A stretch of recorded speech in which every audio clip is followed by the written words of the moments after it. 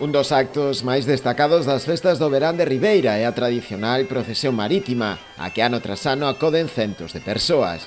Unha mostra máis da devoción que se sente na localidade pola Virxe do Carme, patroa dos mariñeiros, nunha vila íntimamente pegada ao mar.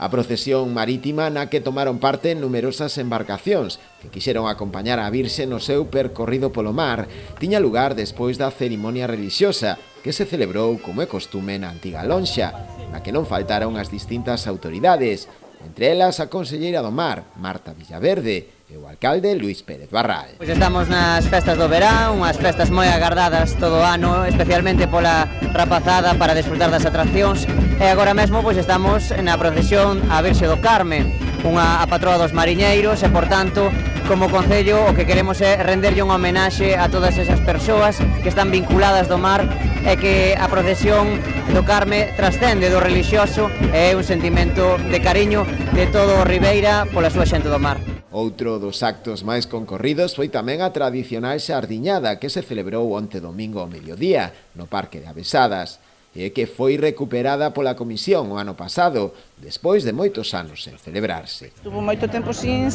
facela. A facían en Aguiño, en Palmeira, fomos a Aguiño, pero aquí, vamos oxalá.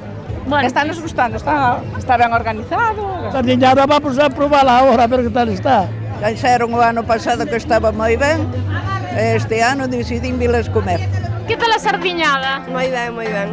Sí, está boa? Está boa. Mereceu a pena toda a cola? Sí, claro que sí. O forte sol e a calor abafante non foron razón suficiente para deixar pasar a oportunidade de probar as sardiñas que foron doadas para a ocasión pola Confraría de Pescadores.